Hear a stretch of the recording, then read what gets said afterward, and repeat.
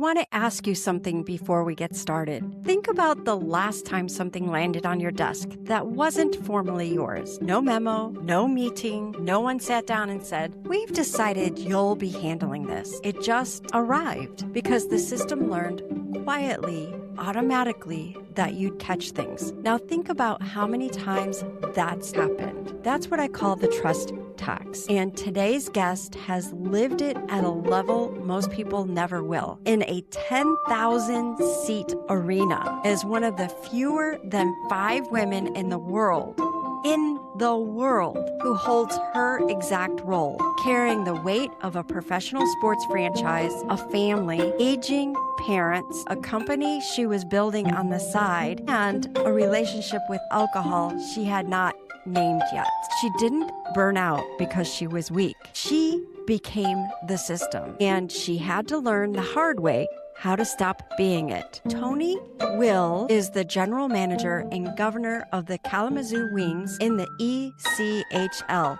She's a TEDx speaker and an Ironman triathlete, founder of Empower Her, and host of the Women in podcast, and the author of the forthcoming book, Rebellious Success, out in just 1 month from now, August 11th, 2026. And she's one of the most honest people I've ever had in my guest seat. One more thing before we dive in. If anything in this episode lands somewhere specific for you, I want you to know that there's a free diagnostic at UnCeilingZone.com. That's UnCeiling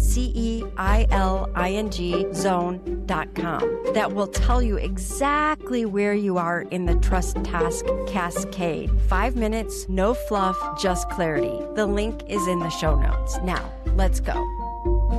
Toni, I've been looking forward to this conversation for a very specific reason, not just because of what you've built, and you've built a lot, but because of how you've built it. And you've led in baking and economic development, and now a professional hockey as a general manager and governor of the Kalamazoo Wings in the ECHL, which I had to look it up myself. Let me know if I have this right. East Coast Hockey League. Yeah, that was originally what the ECHL was when it was started in 1988, but now it just stands for the ECHL because we're all over the U.S. and in Canada. So okay. You got the roots right.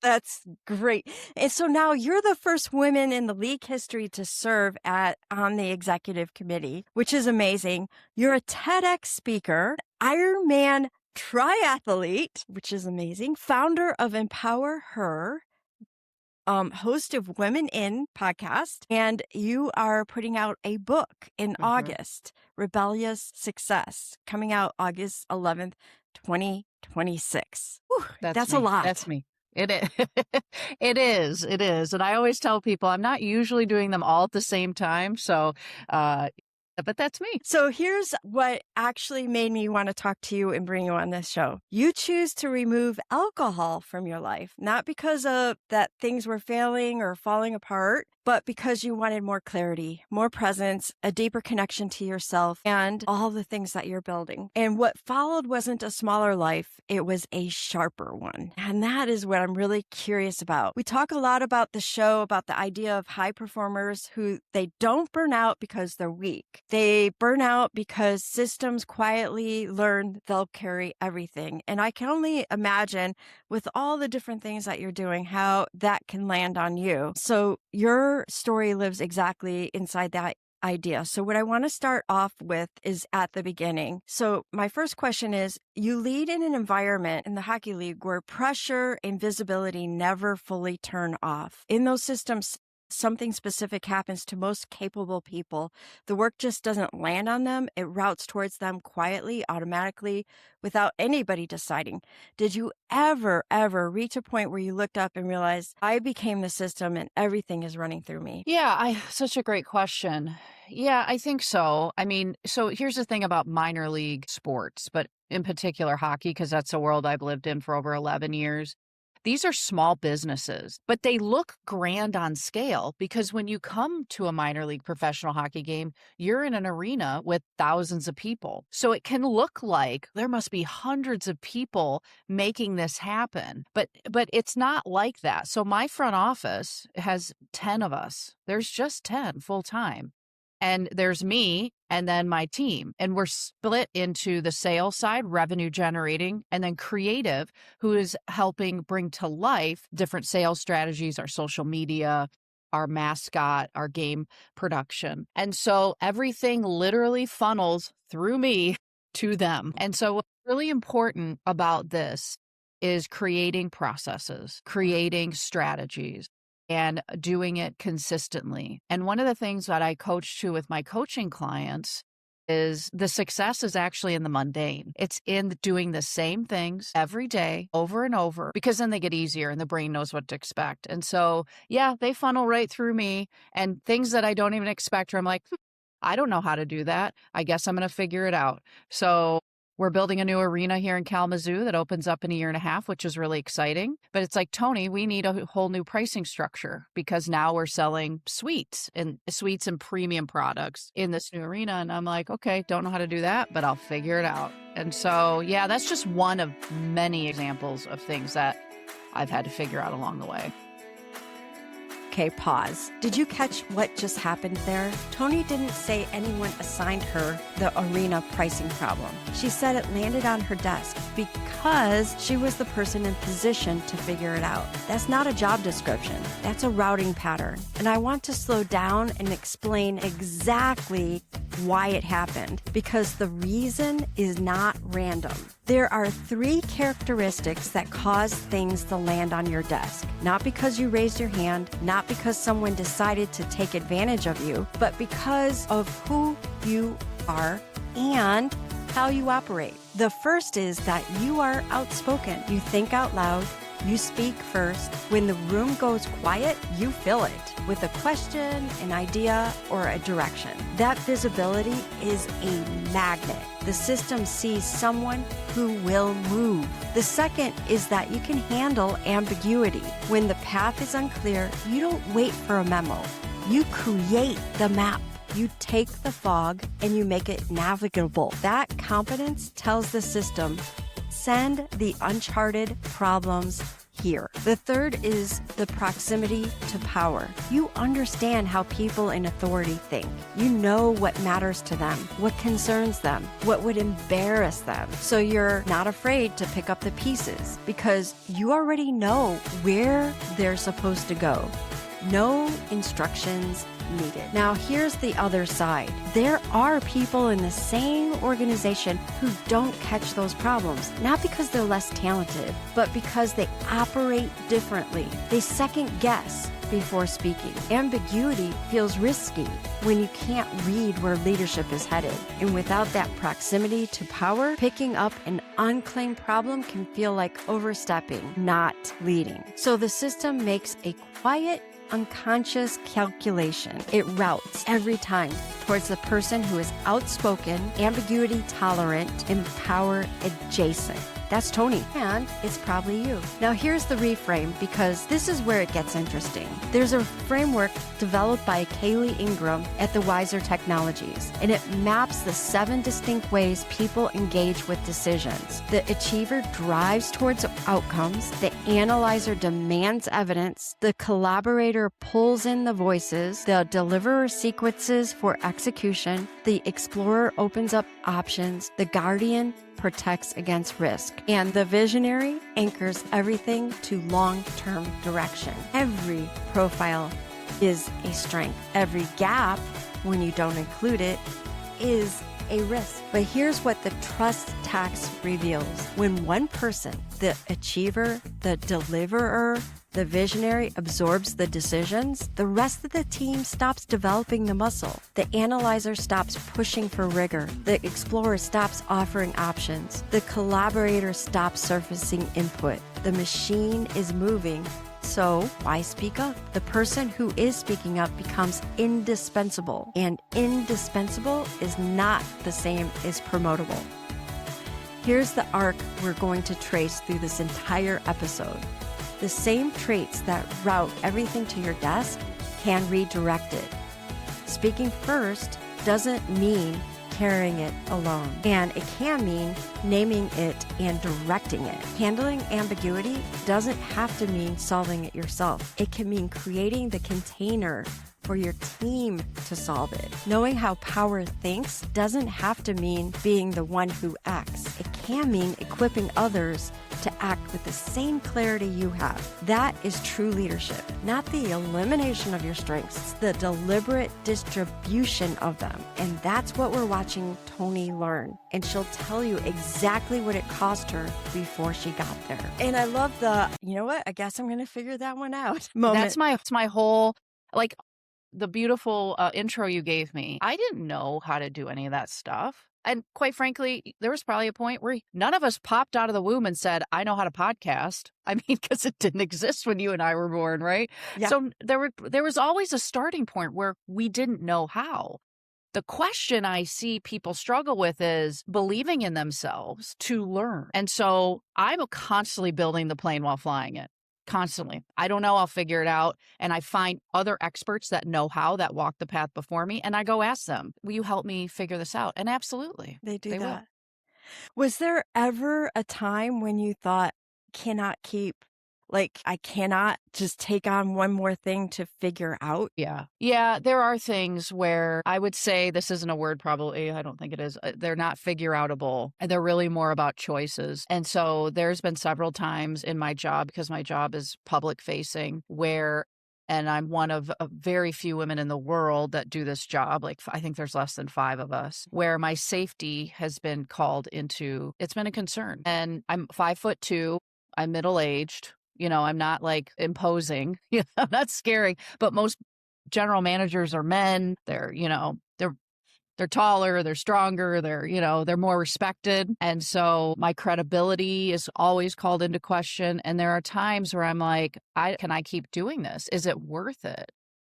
Like psychological or safety in general is at the bottom of Maslow's hierarchy. It's down there as the base for a reason. And so that's where I have to speak up, or I choose to speak up. I choose to balance that, because I always like to say, is that a hill I'm willing to die on to determine what battles I fight and what ones I don't? And that's one I certainly is important. So yeah, that's a real life vulnerable example of stuff that I deal with. Wow. I want to sit with what Toni just said for a second, because it's not a small thing. When we talk about the trust tax, we usually start with the workload, the routing, the unclaimed decisions, the cognitive load. But there's a deeper layer, and Toni just named it. When you're the very few women in the role that has historically been held by men, the tax isn't only operational. You're not just carrying more work. You're carrying the weight of proving that someone like you belongs in the room at all. That is the identity dimension of the trust tax. The cost isn't paid in hours. It's paid in self-trust, in the quiet erosion of your confidence, in your own judgment, your own read of the room, your own sense of whether what you're feeling is real. And what makes Toni remarkable is that she didn't disappear into it. She asked herself consciously, is this the hill I'm willing to die on? That's not a resignation. That's a woman who has learned to sort through what is hers to carry from what is not. There are 3 categories of responsibility in the trust tax framework. Role responsibility, what your position formally requires of you. Outcome responsibility, that's the results you influence but you don't fully control. And emotional responsibility, how others feel, how they react, and whether they follow through. Only the first category is fully yours. The moment you start carrying the 3rd category, that is how others feel, how they react, and whether they follow through, as if it were your role responsibility, absorbing other people's credibility gaps, their fears, their organizational dysfunctions, that's when the trust tax goes from expensive to devastating. Toni is sorting in real time. We're going to watch her get all the way through it. Thinking about this, was there ever a time when you felt like you were disappearing in all the responsibility, or how did you keep that balance? No, it's hard in this job to feel like you're disappearing from the responsibility because so much of it is public. And so by that I mean, I'm speaking at groundbreakings. I'm speaking at radio stations. I'm speaking at my local alma mater to help the next generation, start to consider what their lives look like. And so there's a lot of this where you're not really disappearing publicly. I think more of the struggle can come at home. The part where I think I'm disappearing at times and I have to be really intentional about is at home, because my day job, and I say day job because I have, as you read in my bio, I have all these other projects I'm working on or my businesses. And so I had to be really intentional about, okay, I'm super ambitious woman, career minded. I want to help make a difference. But this is where at home is where I really tend to disappear because it's a little easier. It's harder in my pro hockey job. So it's quite the balancing act that I don't do very well most days. Oh my gosh. How do you deal with, do you like ever get hard on yourself for feeling like the balance job I don't do very well? Yes, I do. There are moments where I'm like, gosh, Toni, but I'm in a different stage of life too. My kids are 24, 22, and my youngest is 19. 2 of the 3 are out of the nest. Oh, and my 19-year-old's in college and, gone all the time, has her social life and her job and school.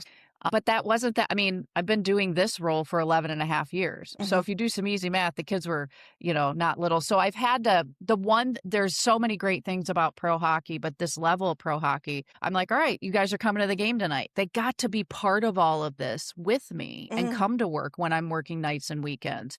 And it's a cool play. I mean, who doesn't want to go to hockey games in Michigan? And that's, in Kalamazoo, Michigan, where I live. So it all worked out in that sense. But there have been times over the years where I'm like, I kind of wish that I wasn't so ambitious and have all these dreams and goals and that age old question, am I selfish? And I address that stuff in my book because I believe so passionately that it's not true. Like, just because I became a mom didn't mean I had to stop everything I was doing. That was my choice. Some women stay home. I tried it. I tried it with my son. And I did it for a year and I was like, I cannot. I love you, but mom's got to go to work. So, yes. So with everything that you've done and everything that you're doing, and I totally relate to mom's got to go to work. Well, yeah. For high performers, burnout never looks like a collapse. Instead, it looks like someone who woke up already running, things are getting done, hits their numbers, shows up, and at the end of it, they can't really tell you what they decided to do versus just moving through the events and through being a mom. Did you ever feel like you lived that version where performance was intact, but something underneath was missing at all? So I definitely run through phases where I look back on my life and I'm like, at certain seasons in my life and think, how the heck did I do that? And I'll give you an example that I think a lot of middle-aged people can relate to. My mom was very ill with Alzheimer's, and she passed away 15 months ago. And this was in not this past hockey season, but the hockey season before. And so we all still live in my hometown, or at the time did. And so she was in a memory care facility. My dad was taking care of her. He's in his 80s trying to do this. She's slowly dying. I'm like, and I'm trying to balance all this. My daughter's a senior in high school. Oof. Yeah. So, I'm worried that my dad's health is exceptional, but a caretaking can take a toll. So I'm concerned about that. I've got the hockey team being like the fandom around that, the safety was at all time not great space in terms of what's happening with me on social media. And so it's just, I look back and I'm like, how the heck did I do all that? How did I balance all of that? I think at that point it's what you described. Burnout isn't like some big neon sign that's blinking saying warning, warning, warning. It's not like your check engine light coming on. Yeah. It's more in signals for me, which was having a very hard time sleeping. It's a big one for me. Another one for me is being really emotional, like crying a lot. I'm not a big crier, but I think I was so worn down and forgetting things. That's not like me either. So there were just telltale signs, and my nervous system was just out of whack. So that's a real example where in hindsight, actually when I was in it, I considered taking some like a family leave to take care of my aging, dying mom. but I didn't. And I wish I would have. Yeah. To take care of myself, but I didn't because of the pressures. And no one, I like to say this, no one at work was saying, Toni, you got to be here. Not one person. Right. They would have been like, you do. And they were, as a matter of fact, go do what you need to do. But I could have removed that layer of pressure and just said, it doesn't have to be 3 months. It could have been a week of family, medical leave or a month, whatever. But I couldn't let it go. So I learned a lot in that, and about burnout and about my inability to walk away from my career, even temporarily.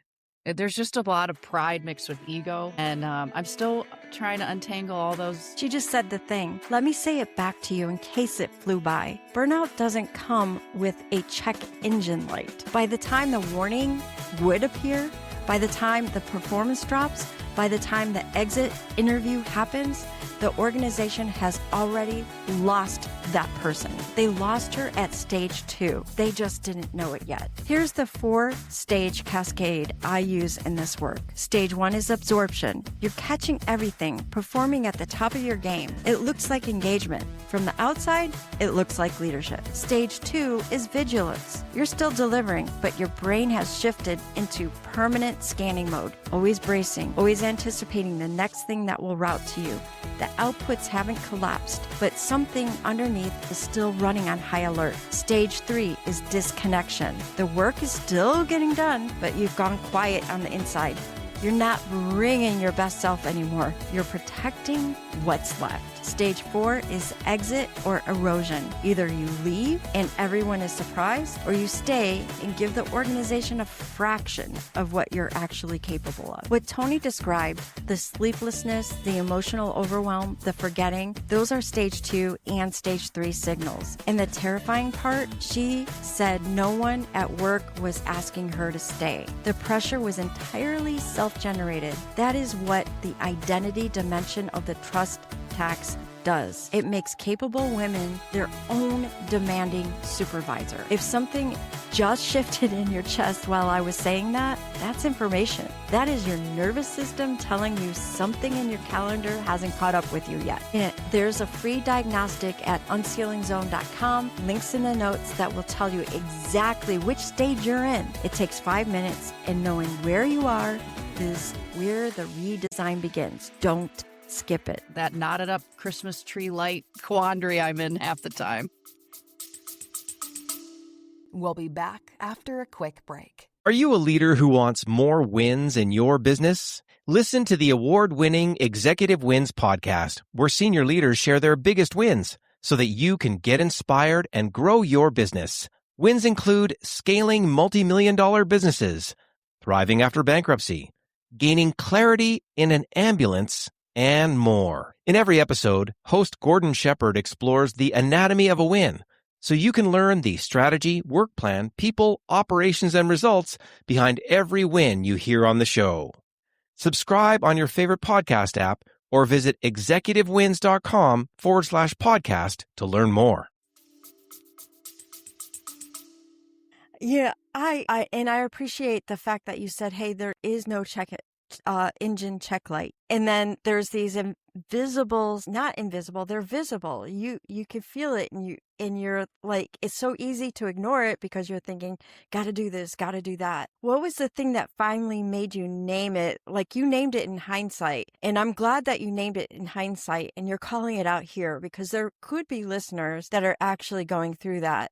And maybe it's time for them to say, you know what? It's okay. You could take some time. Yeah. I look at this now and I'm like, okay, my dad, he's not going to live forever. I know this. And it's not to be like depressing or like martyr or anything, but that's just the reality. He's 83. I will do it differently next time. And that's the thing. I went through it once. I learned, and I know I will do it differently. And taking more time for me. I've been working for 25 years. I don't have anything to prove. And part of this as a woman, at least this woman, me, is that I feel like I'm constantly trying to prove something, like constantly trying to, I mean, my resume is kind of funny to me because it's just me trying to prove and prove and prove. Who am I proving this to? Yeah. Well, clearly it's something missing in me. And now I'm entering this stage in my life where I'm like, I don't need to do that. I don't want to do that. Yeah. Let me just be. And so I've learned from that experience, I will do it differently the next time, and if you are going through something like this, because, being, at least for me in my late 40s, being sandwiched, we're sandwiched in between raising our kids and taking care of our parents. That is hard. I don't know about you, Natalie, but nobody taught me about that. My parents never talked about that stuff. Nobody taught us about this. That sentence is still sitting with me. We prepared for our careers. We prepared for motherhood, more or less. But this season, the season where you're holding your mother's decline in one hand and your daughter's senior year in the other, while also being the person your organization cannot function without, that season was not in the syllabus. And this is exactly when the trust tax becomes the most dangerous because of the emotional responsibility category. The weight of how everyone around you is doing, whether your dad can manage alone, whether your team can hold it together if you take a week. That category is not yours to carry, and it's the hardest one to put down. The 3 responsibility categories again, because they matter here more than anywhere. Role responsibility. It's what your position formally requires. You own this. Outcome responsibility are the results you influence, but don't formally control. You share this. Emotional responsibility is how others are feeling, whether others follow through, whether the system holds. That was never formally yours. Toni's regret, I wish I would have taken the leave. That's not a weakness. It's wisdom she's handing you in advance. The organization would have been fine. She told you herself. No one was asking her to stay late. The only person demanding her presence was her. That's not ambition. That's the trust tax running so deep that it had become identity. Hear what she's saying and give yourself permission to hear it about yourself too. Right. Or that I was so selfish because I was living my life. I didn't stop to consider it. Yeah. So that's why I really call that out, and I'm vulnerable about it, because I would have done it differently for sure. Yeah. We had my father-in-law lived with us for a short period of time. We decided to take him in because we were not so sure that he could take care of himself. I mean, she pretty much did everything. He didn't even know how to operate a coffee maker. And so he moved in, and then shortly after that, he had a stroke. And it impacted his throat muscles, which meant we had to be very careful about what we fed him. Unfortunately, we learned that the hard way. My husband and I love rice, and we made rice. He aspirated the rice, got a lung infection, and there we go. We're in this cycle. And just watching my husband, who we decided he was going to be the stay home, take care of dad person because it was his father. And even that was so stressful. I can't imagine. And we didn't at that time have our daughter. I can't imagine having kids and the parents. It's immeasurable, that stress. It is. You talked about the TEDx I did, and I remember being like, everything was like these different, I got to get through this. And meaning TEDx was a remarkable experience, but it's a lot of hard work. And I remember thinking, I hope my mom doesn't die right before this, because she was really sick. I hope, what if she does? How am I going to handle this? And it was just super stressful. Well, I did that in October 2024. She didn't die until February, but you just don't know. Yes. And every time I would travel, for speaking engagement or for work or whatever, I was like, I started to make decisions based on her health. And so I actually stopped traveling. I think I stopped in November of 24, and I didn't travel again until after she passed, because I would try and travel and then something would happen. And I'm like, I got to get back. And it just wasn't. And then there were things with some of my son that he's been struggling with addiction. And so there was stuff with that. And it was just like, how much can one person handle? And it feels like when that question about funneling through me at work, but everything's funneling through me at home too.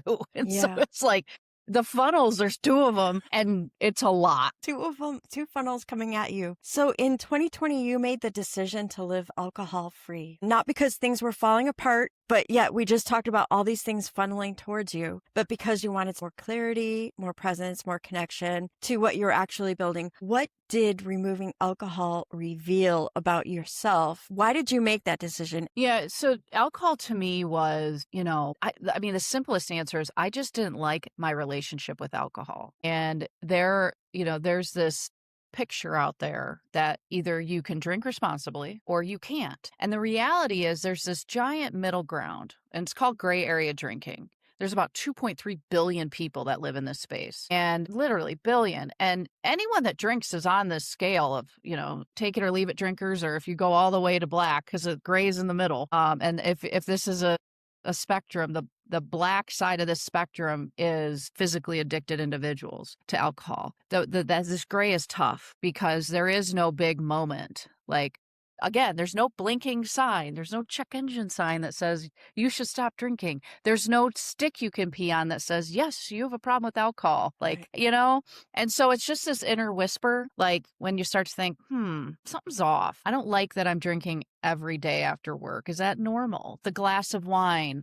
And then I would have, the bottle would become boxes. And then the boxes for me slowly became blackouts. And I'm like, I don't think that's normal.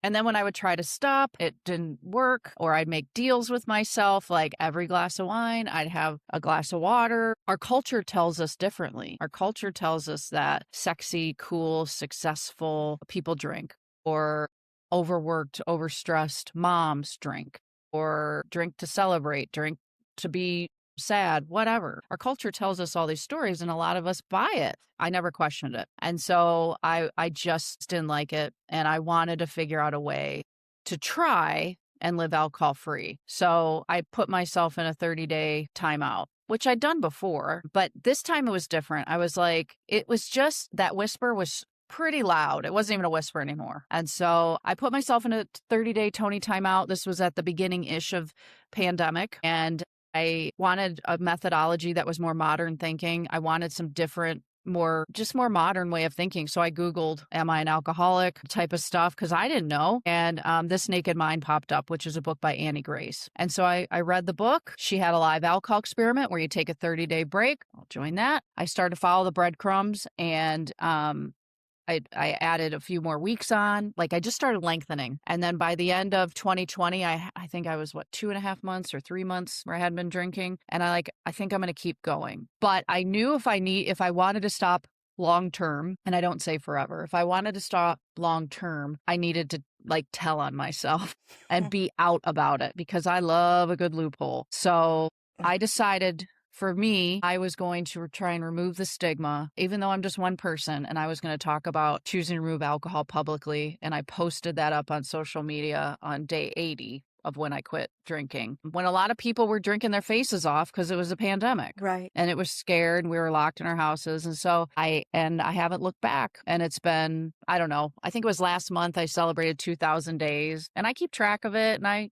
hit those milestones, and I share it and continue to speak freely about it, because I hope other people that feel this way know they're not alone, because we all think we're the only ones that are doing these quote unquote awful things. No, we're just not living in line with our core values. So let's find people who are and use them as inspiration. Well, so going back to the funnels, the two funnels, the family funnel, the work funnel that was coming in, do you think, now that you look back and you're more clear about you, do you think that those funnels had a play into the drinking at all? Probably. I think that when I look back on the drinking, I think everything played a role. I think the biggest piece was I assigned alcohol a lot of responsibility in my life. So if I'm stressed at work, guess what'll fix it? Alcohol. If I'm looking to meet new people because I'm going to a conference, how do I meet new people? At the bar with alcohol. If I want to have a nice quiet night at home, who can I hang out with and watch TV with? Alcohol. I assigned it a lot of roles in my life. And for me, the biggest one was to have fun. That was my number one reason I drank, was to have fun. So basically it was just like socializing and a reward type. I gave it a lot of reward responsibility. And so I had all these beliefs of what alcohol was giving to me, but what it was really doing was taking a lot away. It was chipping away at my self-esteem, my self-respect, my self-worth, my self-value. And I just didn't like that person. I did not live in line with my core values when I was drinking. I just felt icky, and not just emotionally icky, physically icky. And I just was like, no. And so by quitting, I had so much more clarity on what the heck my core values were, because I probably couldn't have articulated what they were to you back then, except maybe health and wellness. That was a big one for me, which is hilarious when I look back, because I'm like, well, if health and wellness is a core value of yours, Toni, why are you drinking your face off? As alcohol, and this is just an interesting fact for everyone to know, and wine in particular, is a class 1 carcinogen. So if you drink 1 bottle of wine, and how many of us have drank a bottle of wine of our lifetime? That's only 4 glasses, a lot of us. You have smoked 10 cigarettes, the equivalent of 10 cigarettes with 1 bottle of wine. Whoa. So yeah. That's amazing. And I haven't thought about that. It's like literally poison. You got it. It is. It's ethanol. I mean, that's the thing. The scientific, this is just science. This isn't Toni Will's opinion. It's ethanol. It is what fuels your car, your airplanes, your lawnmowers. So what surprised you most about who you became without alcohol? What surprised me most? Gosh, this would be a great question to ask my husband, because it's hard. He would tell you, because he was with me before I stopped drinking and then after. I think what surprised me most is how much I like myself. And I mean that in the most grounding, humble way. I think women in particular are really hard on ourselves. We wish we were thinner, smarter, better hair, better skin, like funnier, all these things. But I actually like who I am when I removed alcohol and got to understand what really made me tick and what made me happy and sad and passionate. And I just like how I'm showing up in the world now, and I'm not apologetic for who I am. So I'm just Toni. So if you saw me right now, we're podcasting, I'm the same person you'd see at the grocery store, at a hockey game. There's no 2 versions of me. And there used to be that. There's probably multiple versions, but I'm just one Toni, and I'm really authentic and genuine and grounded and relatable. I just get it. And I wouldn't have understood that had I not struggled with alcohol. How did it change how you handled pressure, conflict, or decisions or shift your actual work? Yeah, it did. So I tend to be someone that's pretty reactionary. I can be defensive. And I think I was defensive because I was insecure at my roots. Like I was saying, it was chipping away at all those self-value, self-worth, self-esteem. And so I was always kind of defensive. And now I've really learned how to step back and observe myself and look at what my thinking is and how my thinking plays into my behaviors or my spoken word, the language. And I respond now. I don't react. I question my thoughts. Is that thought really real, Toni? No, it's just a thought. Thoughts are not directives. It does not tell you what to do. You're allowed to think, and that's what the brain does. And so I really step back and observe, pause before I do anything. And I'm much calmer. I'm much more confident. I'm just much happier.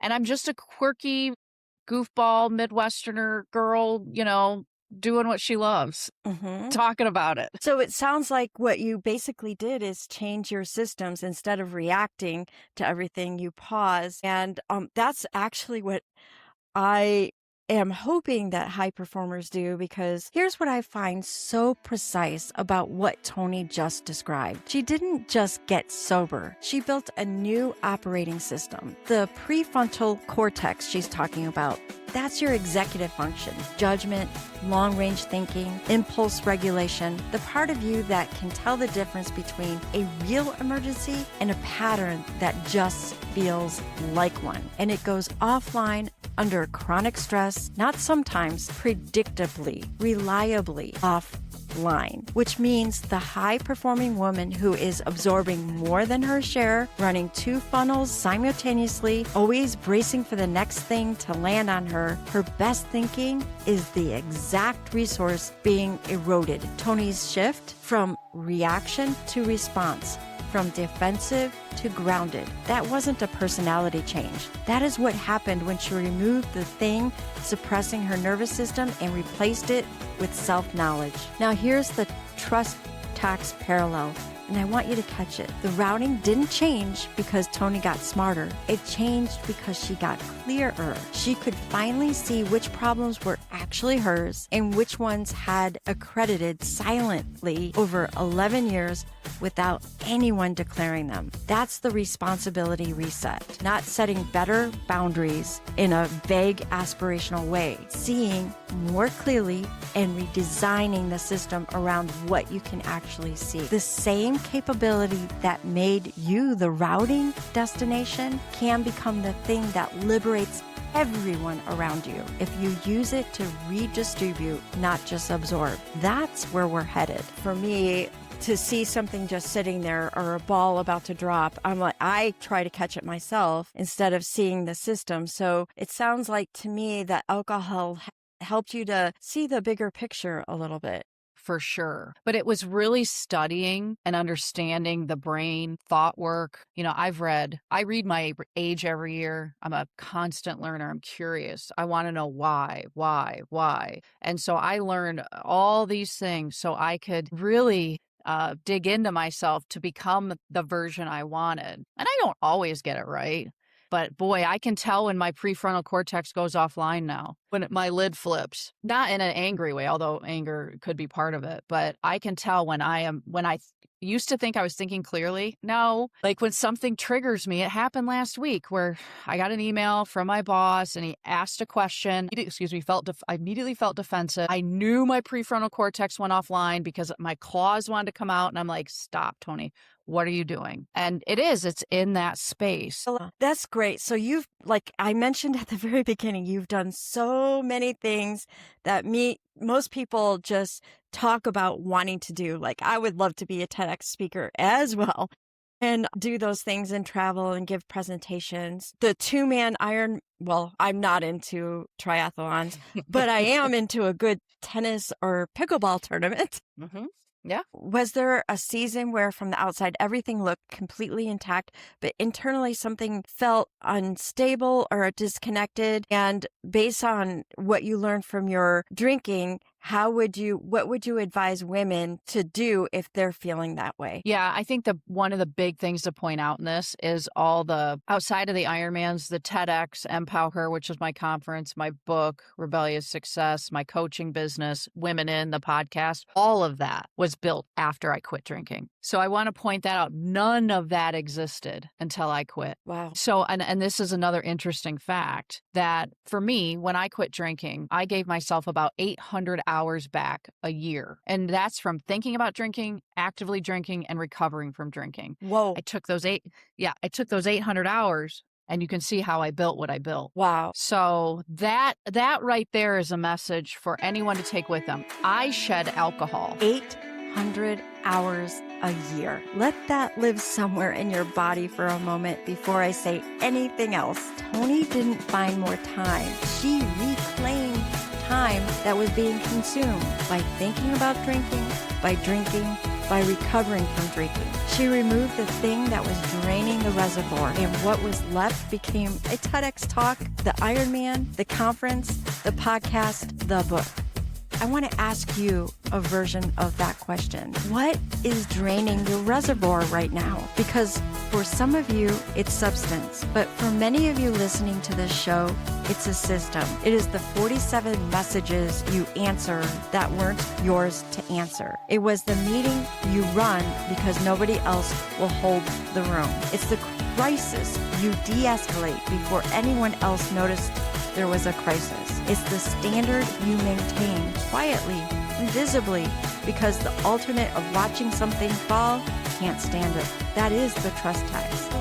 And it has a cost measured not by your energy, but by your hours. The research on this is striking.